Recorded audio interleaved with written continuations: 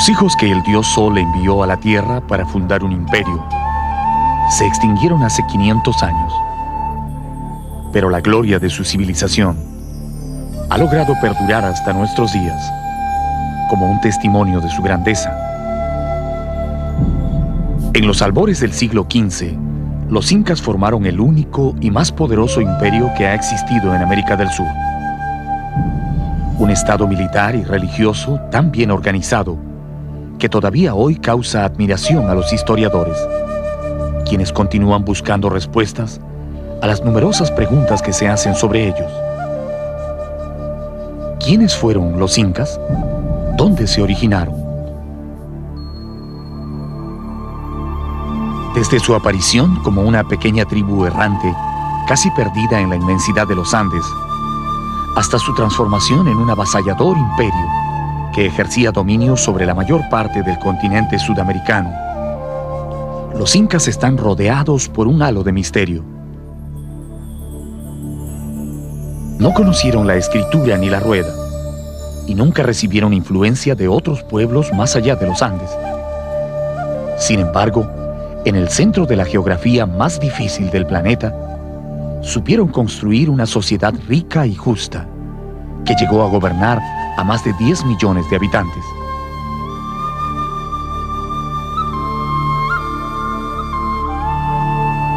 Las tradiciones más antiguas hablan de 14 grandes gobernantes que fueron sucediéndose uno tras otro en la compleja tarea de forjar el estado que llamaron Tahuantinsuyo. Desde Manco Cápac, el héroe fundador, hasta Atahualpa, el último de sus emperadores, los incas fueron uno de los pueblos de más rápido crecimiento que ha existido en la historia. Pero así como su desarrollo fue fulgurante, también lo fue su caída. Su apogeo duró menos de 100 años. El invencible Tahuantinsuyo, que había derrotado a todos los ejércitos que osaron enfrentarlo, se derrumbó repentinamente a manos de un pequeño grupo de conquistadores llegados desde el otro lado del mundo.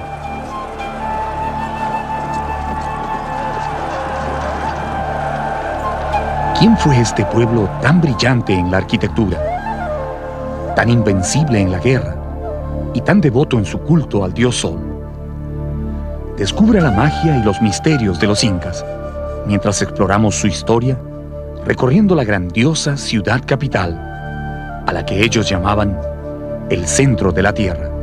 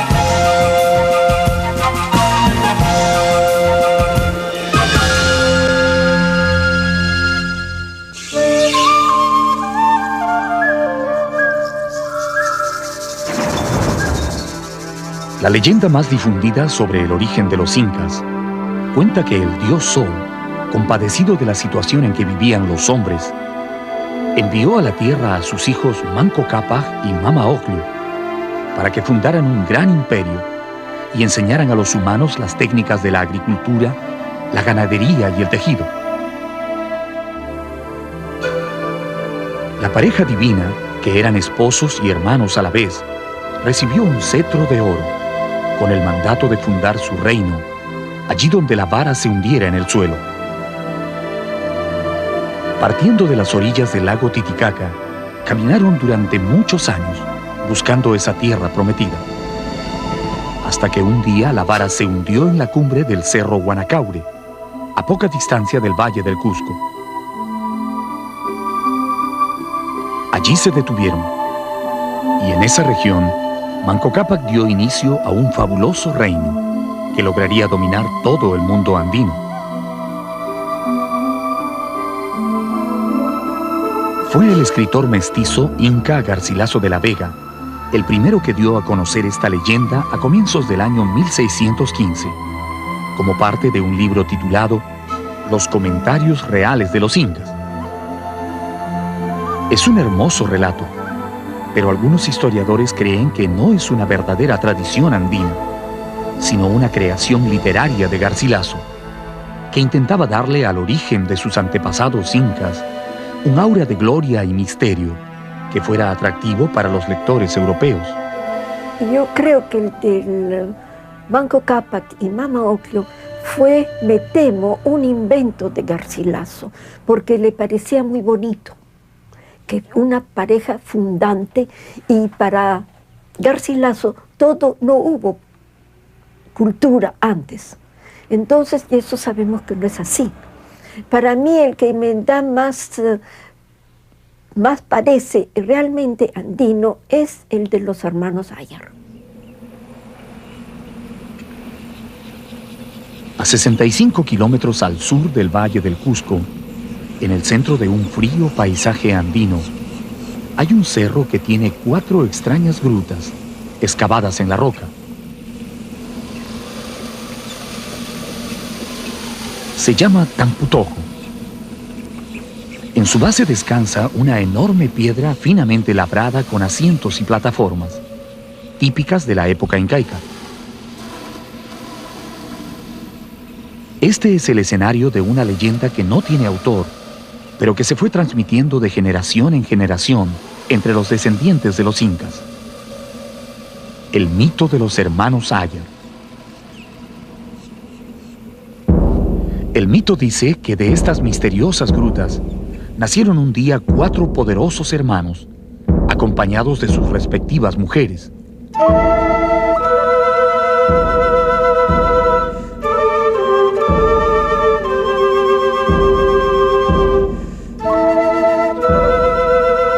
Los hombres tenían poderes mágicos.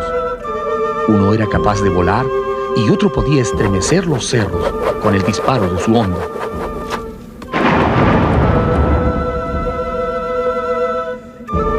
Tan pronto emergieron de las cuevas, Ayarmanco, Ayaruchu, Ayarcachi y Ayarauca, que así eran sus nombres, iniciaron un épico viaje hacia el Valle del Cusco.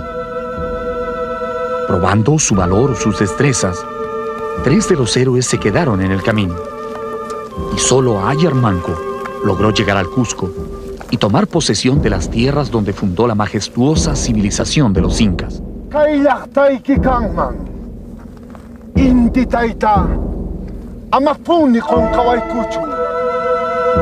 Esta leyenda es la que más entusiasma a los historiadores que estudian el nacimiento de este pueblo, porque menciona lugares y sitios que hasta hoy existen y que todavía son muy respetados por los habitantes del Cusco. Sin embargo, el verdadero origen de los incas continuará perdido para siempre en el misterio de los tiempos.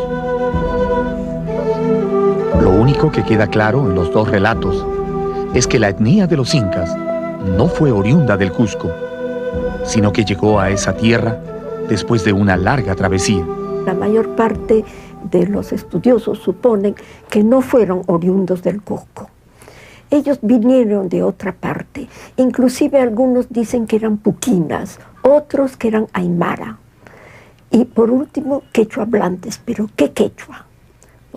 No se sabe. Y los cronistas explican que vinieron e hicieron pacanas, quedándose varios años en distintos pueblos buscando un sitio fértil, idóneo para establecerse. Pero ¿cómo fue que un pequeño grupo llegado desde otro lugar de los Andes logró apoderarse de las mejores tierras y luego someter a todos sus vecinos hasta formar un imperio? Entre todos los gobernantes incas, hubo uno que soñó con un destino más grande para su pueblo. Cuando él llegó al poder, los cusqueños dejaron de ser una aldea para convertirse en un pueblo que marcaría una profunda huella en la historia.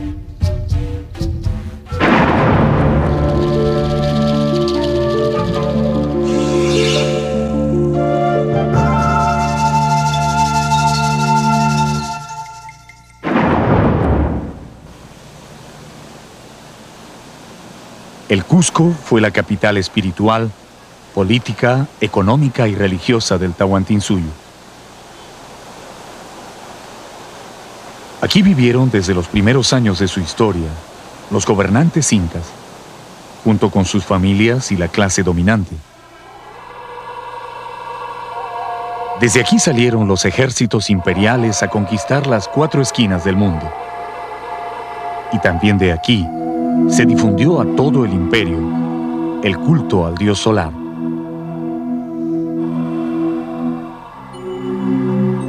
Dicen que una de las primeras preocupaciones del Inca Pachacútec, después de vencer a los chancas, fue remodelar totalmente el Cusco, que en ese momento no era más que un rústico pueblito de casas muy sencillas, agrupadas en las laderas de los cerros. Pachacútec diseñó la nueva ciudad, dándole la forma de un gran puma, el animal sagrado de los pueblos andinos.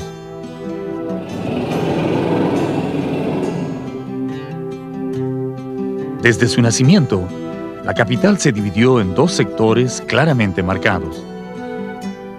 La parte baja fue llamada el Urin Cusco y la parte alta el Hanan Cusco. La fortaleza de Sacsayhuaman, que construyeron años después, completaría la silueta definitiva de esa extraña ciudad, con forma de felino. A partir del Cusco, los incas proyectaron sus dominios hacia todas las tierras vecinas. Y conforme el imperio fue creciendo, se dividió en 4 provincias o regiones administrativas que ellos llamaron Suyus. El Chinchaysuyu, en dirección noroeste. El Collasuyu hacia el sureste, a la zona del lago Titicaca. El Contisuyu al oeste, hacia la costa, y finalmente el Antisuyu, a la región de los misteriosos Antis o Chunchos que viven en la selva. Los 4 suyus reunidos formaban el Tahuantinsuyo, cuyo centro era el Cusco.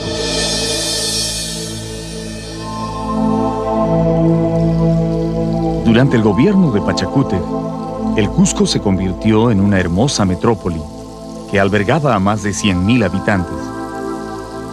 Sus calles, palacios y plazas bien delineadas causaban la admiración de los visitantes que llegaban desde las más alejadas regiones del imperio.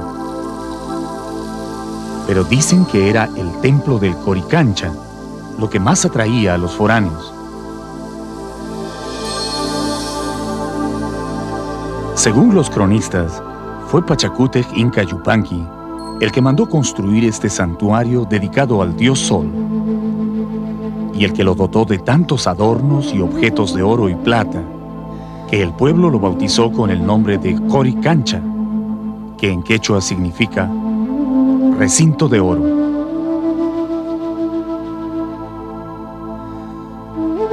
El templo estaba situado en el Urin Cusco, en donde hoy se levanta la iglesia de Santo Domingo.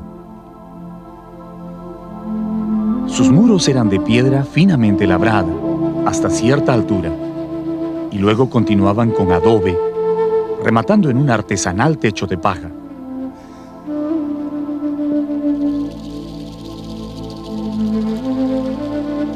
Los primeros europeos que vieron este edificio al llegar al Cusco quedaron deslumbrados por las riquezas que guardaba en su interior. Cuentan que las paredes estaban adornadas con láminas de oro puro, hasta donde llegaba la piedra, y que en cada hornacina había ídolos y objetos rituales primorosamente trabajados en oro y plata nativa.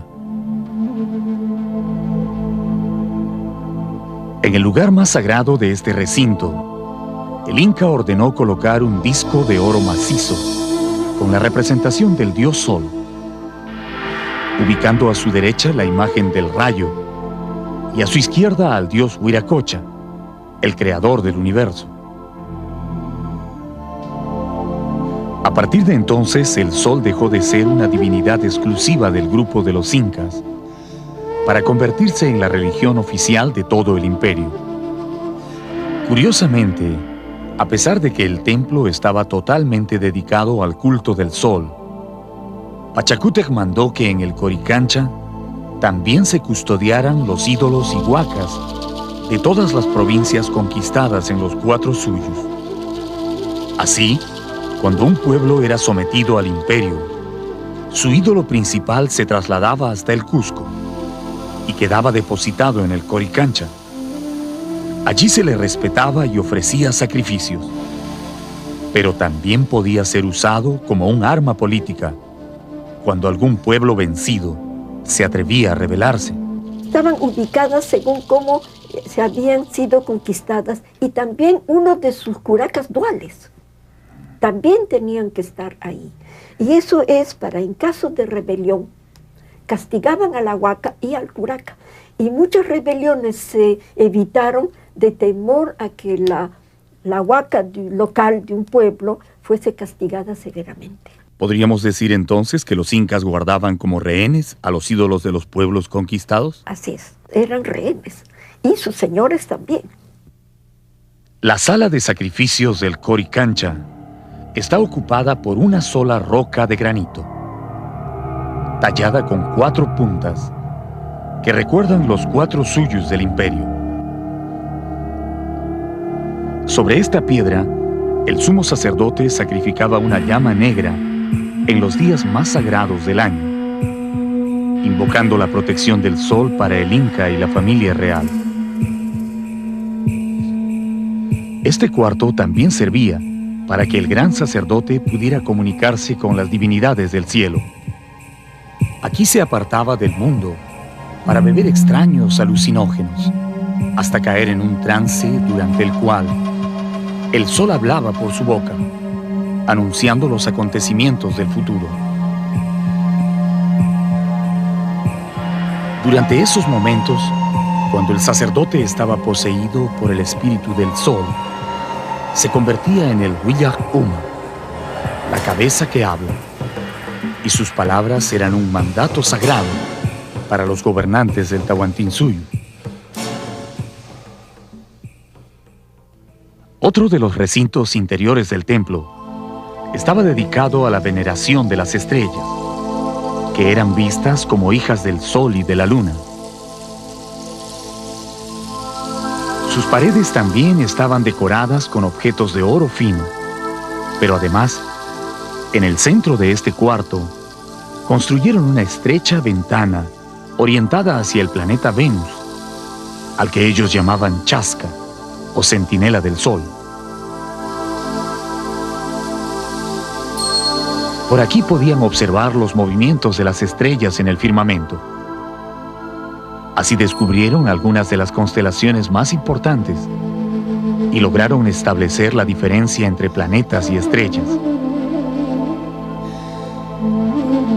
Los cronistas cuentan que el marco de esta ventana estuvo ricamente ornamentado con oro y piedras preciosas de distintos tamaños, tan bien engarzadas en la pared que fue necesario romper la roca con martillos de hierro para arrancarle sus tesoros.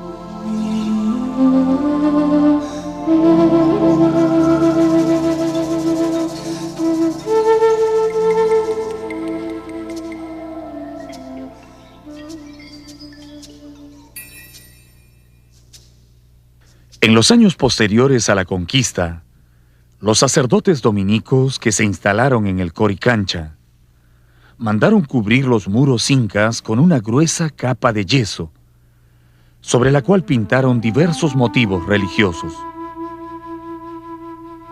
Su intención era hacer olvidar a los indios el antiguo significado del santuario.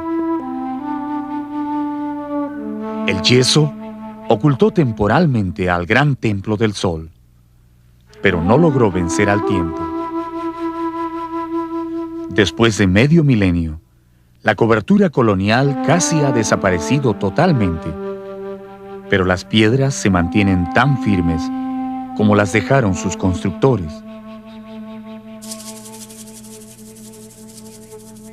Bajo las hermosas torres y claustros del convento de Santo Domingo, el Coricancha duerme para siempre.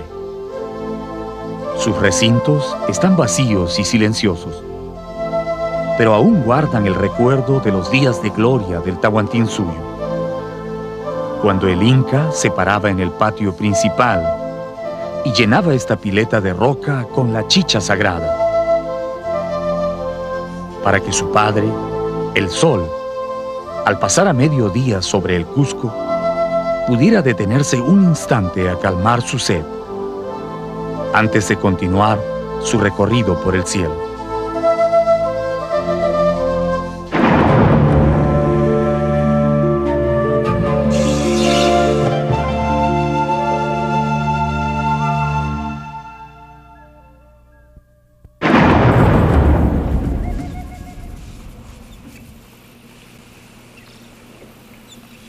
El Cusco es la ciudad viviente más antigua del continente americano. Nació en la noche de los tiempos, en una época que no es posible precisar, y ha existido sin interrupción durante siglos, manteniendo inconmovible su presencia en el mundo andino.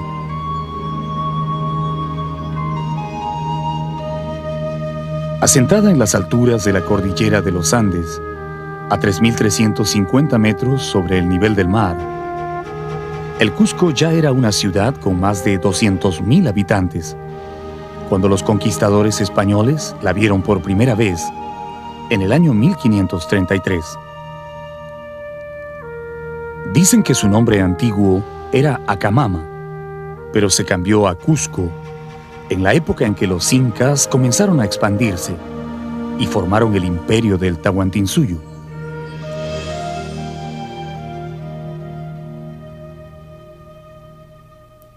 Los reyes incas dividieron su imperio en 4 partes y pusieron como punto o centro la ciudad del Cusco, que en lengua particular de los incas quiere decir ombligo de la tierra. Llamaronla con buena semejanza ombligo porque todo el Perú es largo y angosto como un cuerpo humano y aquella ciudad está casi en el medio. Inca Garcilaso de la Vega, Comentarios Reales. En los años dorados de la época imperial, los incas embellecieron su capital con numerosos santuarios, palacios y centros ceremoniales tan sólidamente construidos que han resistido admirablemente el paso del tiempo y hoy constituyen el mejor testimonio de la grandeza de esa civilización.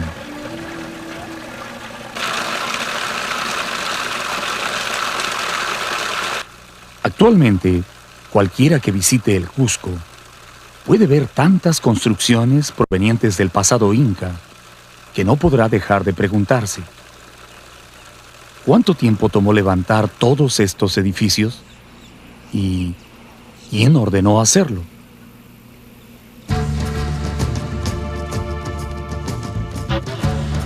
Los historiadores coinciden en señalar que fueron 14 los incas que gobernaron el imperio. Sin embargo, la mayor parte de esos incas pertenecen al mundo de la leyenda o la imaginación, porque no hay nada que pueda probar que realmente existieron. Desde Manco Cápac hasta Huiracocha, todos son incas míticos, y solo los 5 últimos corresponden al periodo que se denomina histórico, del cual hay testimonios comprobables.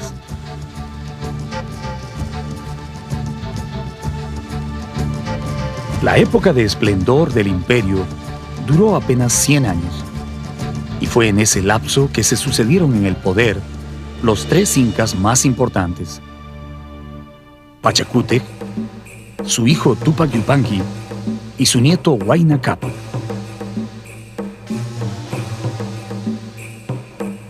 Todo lo que podemos apreciar en nuestros días como herencia de los incas fue construido durante el mandato de esos 3 gobernantes, que se conoce como el siglo de oro del imperio, y está comprendido aproximadamente entre los años 1430 y 1525. Pachacútec fue el gran iniciador. Tupac Yupanqui, el conquistador de los más grandes territorios, y Huayna Cápac, el estadista que organizó y dio forma al imperio.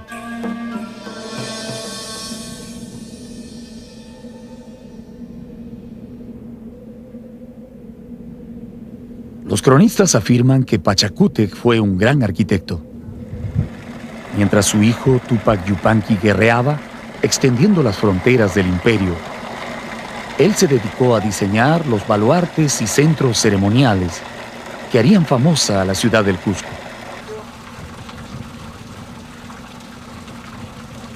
Sus construcciones fueron monumentales y casi siempre tuvieron un carácter ritual.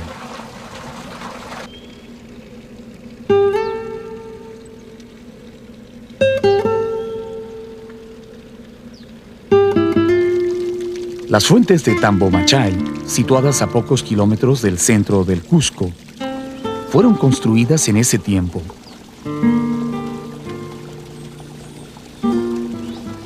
Eran parte de un gran santuario donde se rendía culto al agua y a donde los gobernantes incas se retiraban a descansar en determinadas épocas del año.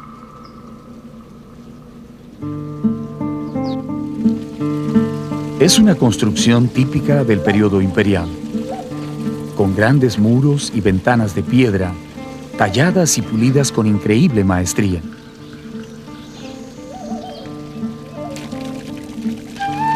Nadie ha podido descubrir de dónde viene el agua de estas fuentes. Lo que sí se sabe es que nunca se termina. Durante todo el año traen la misma cantidad y siempre es agua limpia y pura.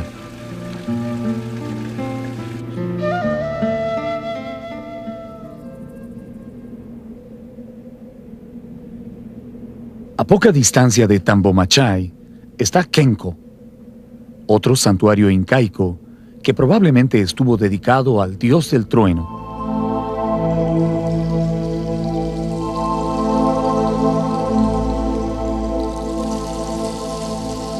En el centro de este lugar se levanta una gran roca que antiguamente fue esculpida con imágenes de pequeños sapos y monos, pero que luego fue destruida en el tiempo de la colonia por los sacerdotes extirpadores de idolatrías, que no deseaban dejar nada que recuerde a los antiguos dioses de los indios.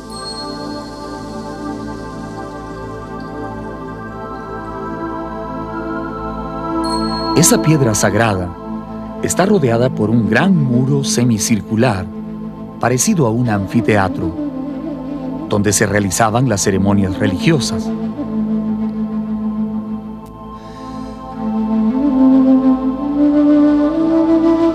Cuentan que las hornacinas servían para colocar a las momias de los incas difuntos o de antepasados importantes, que siempre eran invitados a participar en los rituales.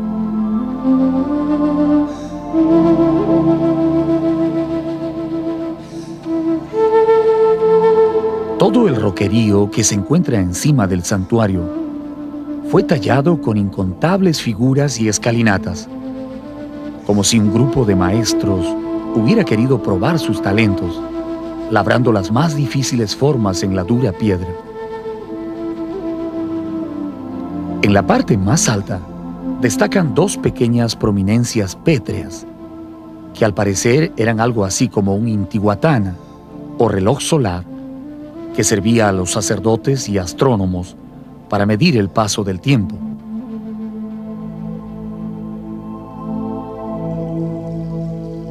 Curiosamente, durante el solsticio de invierno, los primeros rayos de sol que llegan a Kenko caen sobre estas rocas, formando una extraña figura que parece un puma con los ojos brillantes.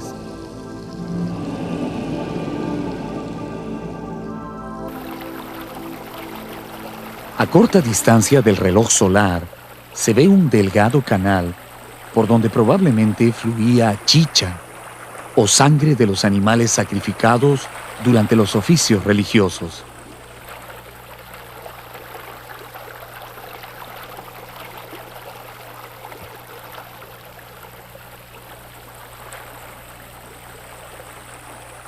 En la parte baja el canal se divide en 3 pequeños ramales. Para los sacerdotes andinos, si la sangre fluía por el centro, significaba que el sacrificio era del agrado de los dioses.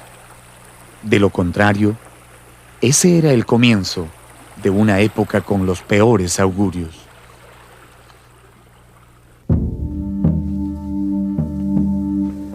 Un estrecho corredor, excavado en la roca viva, pasa por debajo del santuario, internándose en las profundidades.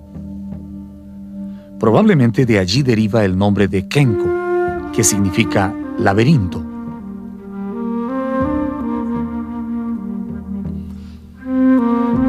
El pasaje conduce a una misteriosa cámara subterránea, que es una verdadera obra maestra del tallado en roca.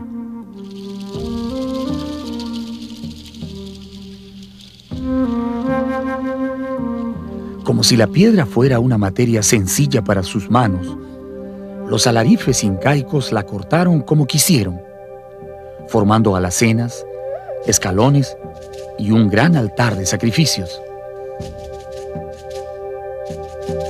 La mesa ceremonial servía para embalsamar los cadáveres de los nobles y personajes importantes. Pero también se han encontrado huellas de sacrificios humanos que se realizaban en secreto en las profundidades de Kenko.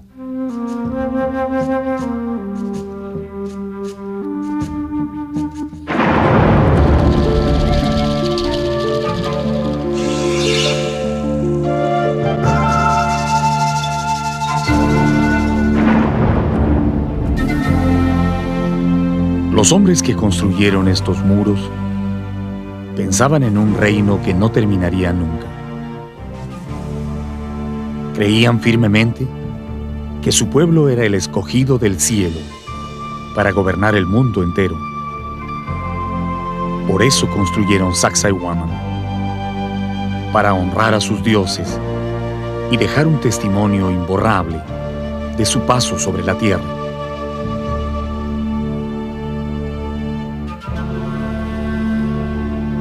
Hacia el año 1450 de nuestra era, Pachacútec Inca Yupanqui, el 9º gobernante de los incas, ordenó iniciar la construcción de un imponente santuario, con el que quería celebrar las victoriosas guerras de conquista de su hijo Tupac Yupanqui.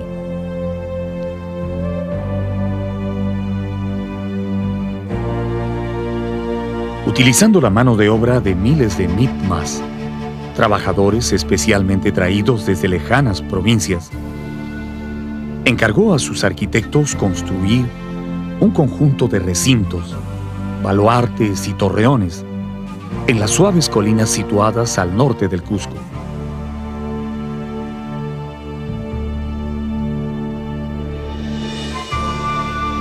Esas construcciones tenían también el objetivo de concluir el diseño de la ciudad. Sacsayhuaman sería la cabeza de esa extraña ciudad con forma de puma que era la capital del imperio.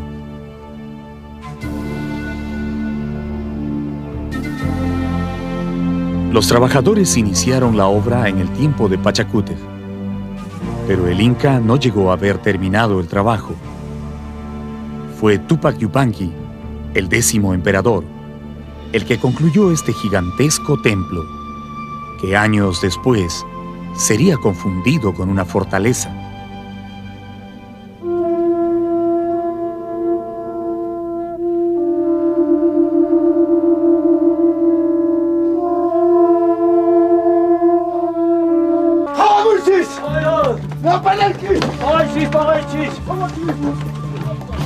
En el año 1535, cuando los conquistadores ya habían capturado el Cusco, Manco Inca, el Inca nombrado por los españoles, decidió rebelarse y levantó un gran ejército con el que logró sitiar la ciudad por varios meses. Después de sangrientas batallas, los indios se vieron forzados a retroceder y se atrincheraron en el santuario, logrando resistir por más de 20 días. Allí murió el valeroso guerrero Zacahuide, que según los cronistas, fue el encargado de la defensa del último torreón. En el torreón más alto los indios tenían por capitán a un orejón tan valeroso que se le podría comparar con los romanos. Llevaba una daga en el brazo y una porra en la mano, con la que asestaba mortales golpes a los españoles y también a los indios que se querían rendir. Andaba como un león de un lado a otro, pero al final, viendo clara la perdición de todo, arrojó la porra a los cristianos y tomando pedazos de tierra, la mordía con tanta congoja que no se puede decir. Después se echó de lo alto de la fortaleza para que no triunfaran sobre él. Cronista Pedro Pizarro, 1536.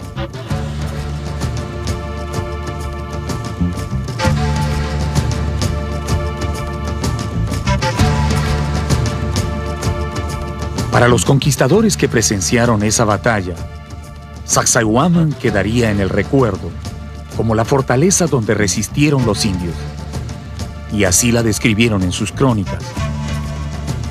Solo los naturales sabrían para siempre que fue en el gran santuario el lugar donde terminó la rebelión de Manco Inca.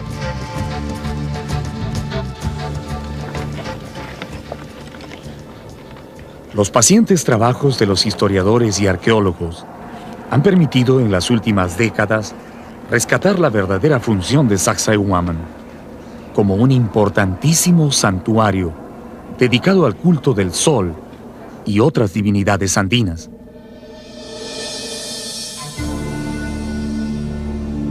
En su época de mayor esplendor, el Cusco no tenía necesidad de una fortaleza para defenderse, y no era una costumbre de ellos construirlas.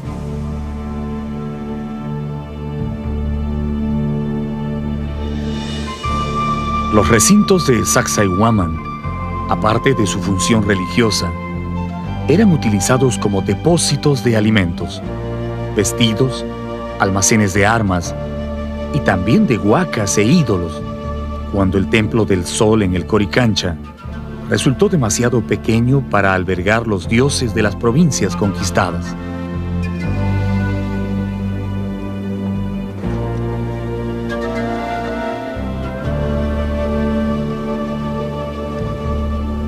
Las excavaciones arqueológicas realizadas en la parte alta del conjunto dejaron al descubierto las bases de los torreones, de los que hablan las crónicas antiguas.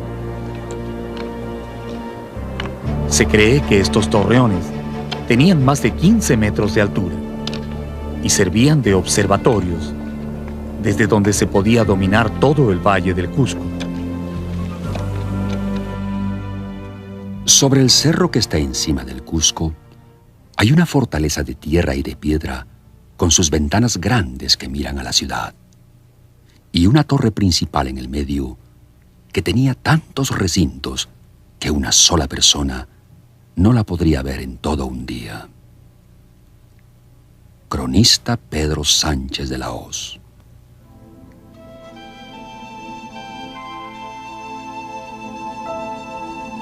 Desde la primera vez que lo vieron, los conquistadores quedaron pasmados ante las dimensiones y belleza de Sacsayhuaman. Les resultaba imposible creer que un pueblo ágrafo, sin conocimiento de la rueda ni del hierro, hubiera podido levantar estos poderosos muros, con rocas que sobrepasan las 100 toneladas, y asentadas unas sobre otras, sin ningún pegamento entre ellas.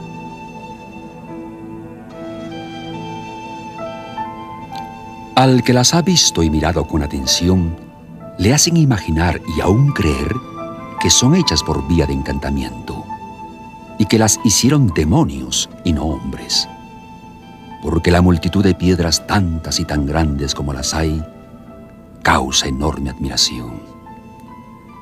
Inca Garcilaso de la Vega, Comentarios Reales.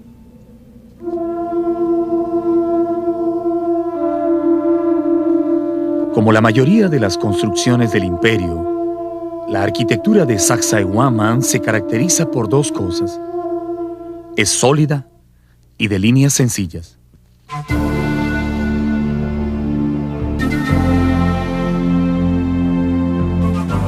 La austera personalidad de los incas no permitía más adornos en sus edificios que el maravilloso pulido de las piedras.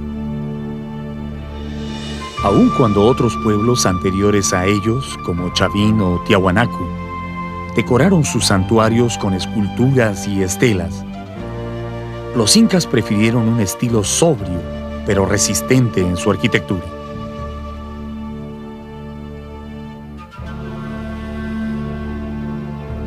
Este lugar, conocido como el Trono del Inca, situado frente a las murallas, es una muestra de la perfección a la que llegaron en el tallado de la piedra. Perfección que hace innecesario cualquier adorno.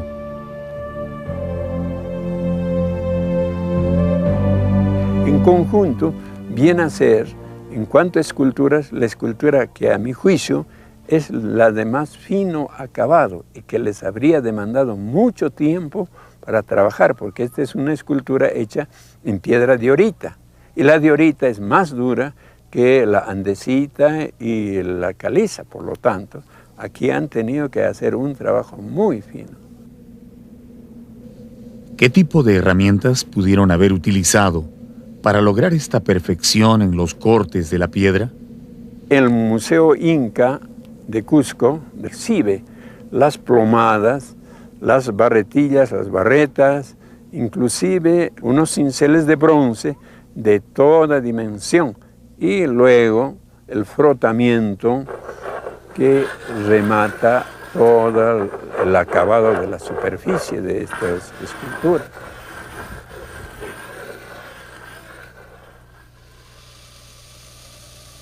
¿Sería cierto que existía un túnel secreto que unía a Sacsayhuaman con el templo del Coricancha?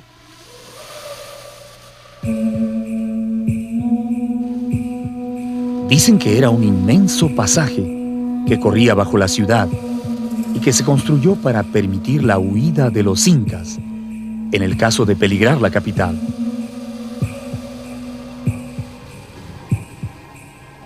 No ha podido ser comprobado, pero las formaciones rocosas, llamadas chincanas, que hay al norte de Sacsayhuaman, alientan esa leyenda.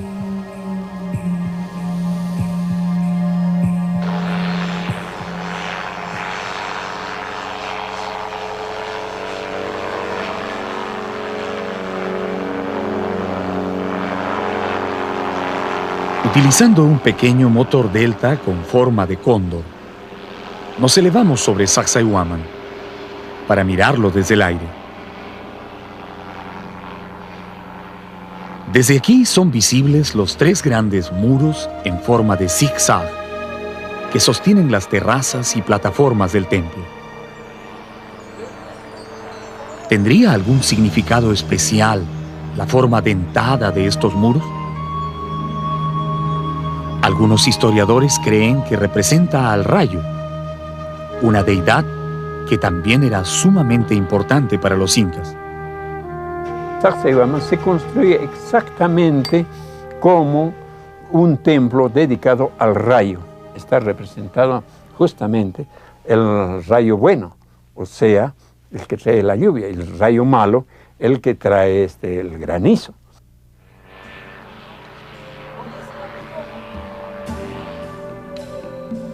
Este gran círculo de piedra construido al costado del santuario fue una laguna artificial, junto a la cual celebraban oficios religiosos y, al parecer, también despedían a sus muertos notables.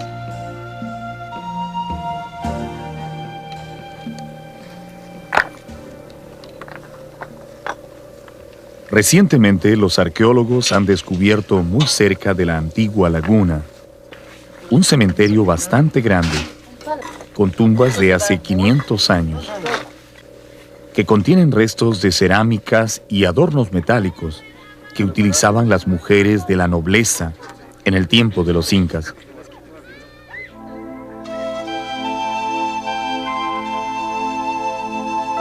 Es la primera vez que los investigadores pueden ver las tumbas de los nobles del Tahuantinsuyo, antes de que hayan sido saqueadas.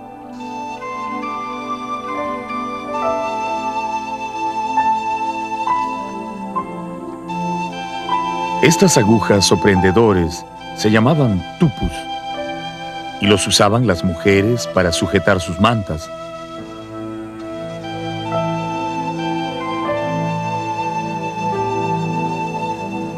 También se puede ver varios lirpus, esos espejos de metal muy pulido que usaban encima del pecho las damas distinguidas, exactamente como aparecen en los dibujos del cronista Guamán Poma de Ayala.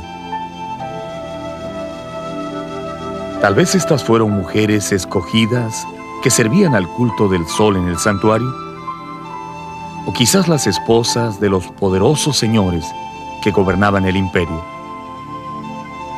Bajo sus antiguas piedras, Sacsayhuaman todavía guarda muchos secretos.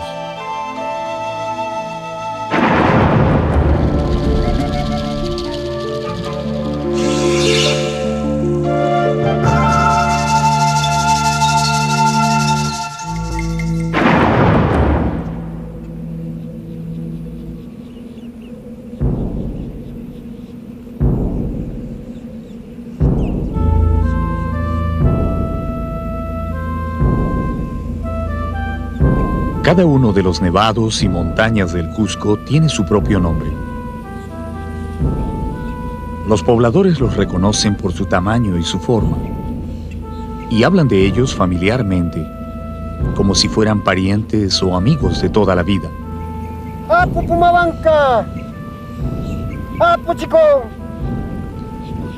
Durante incontables generaciones, la gente del campo ha dirigido la vista a estas grandes montañas, invocando su protección o solicitando su permiso para sembrar la tierra.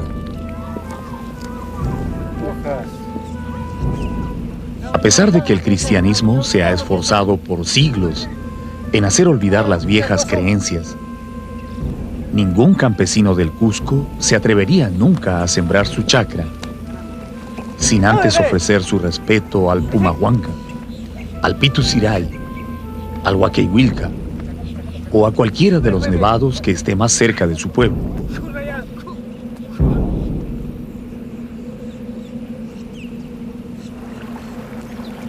Al pie de las venerables montañas discurre apaciblemente el Huilcamayo, el río sagrado de los incas, al que en castellano también le dicen Vilcanota. Este es un río tranquilo, generoso con las tierras, que en su lento descenso desde la cordillera hasta la selva, forma un valle amplio y abrigado, tan fértil que los incas lo consideraron un verdadero regalo de los dioses.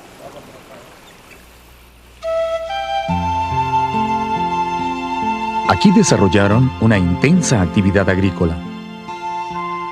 Desde las riberas del río hasta lo alto de los cerros, ordenaron construir andenes o terrazas superpuestas, especialmente diseñadas para no desaprovechar ni un solo pedazo de tierra.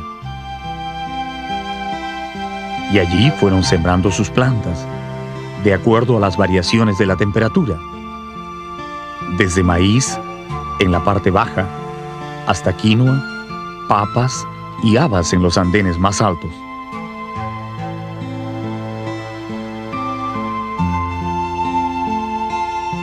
No dejaron ni un solo cerro sin cultivar, al punto que convirtieron al valle en un inmenso depósito de alimentos para su pueblo, especialmente de maíz, que fue su producto más logrado.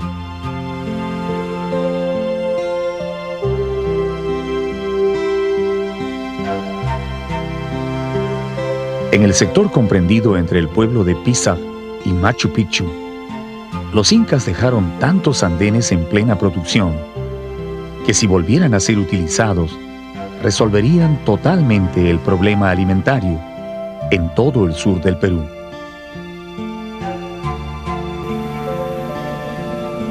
Pero aun cuando la tierra era increíblemente fértil, fue necesario trabajar muy duro para hacerla producir. El Valle Sagrado es una muestra de la extraordinaria determinación de los antiguos peruanos, que sin más herramientas que unos cuantos palos y azadones rústicos, lograron producir tanta comida que fue suficiente para ellos y aún les alcanzó para usarla como elemento de negociación con otros pueblos.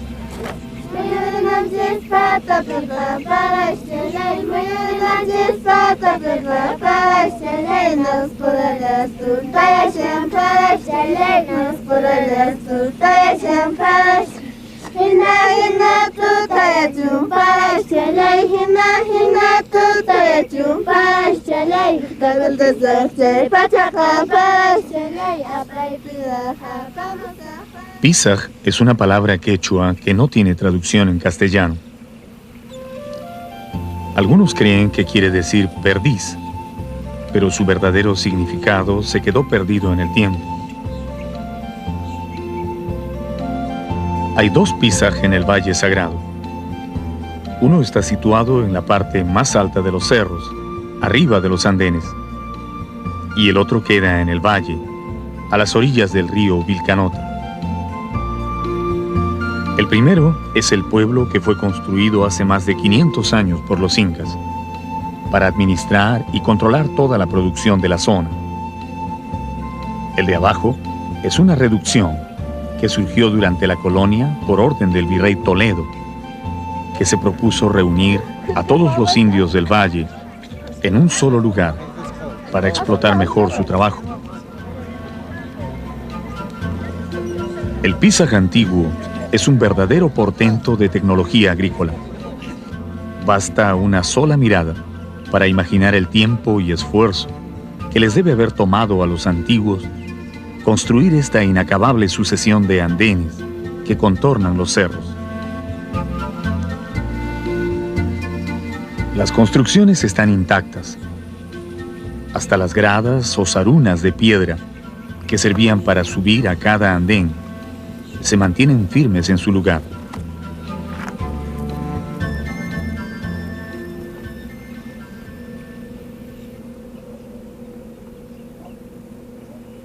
El sector de viviendas ocupa buena parte de la montaña que domina todo el conjunto. Y detrás de ella se encuentra el antiguo cementerio de Tancana Marca, un impresionante barranco en el que colocaban a sus muertos, aprovechando las oquedades de las rocas.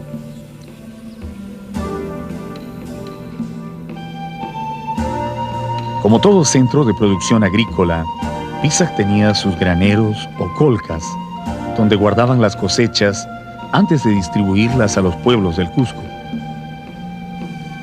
Estos depósitos están situados estratégicamente en los flancos de los cerros, donde el viento sopla día y noche, lo que garantizaba una buena conservación de los productos.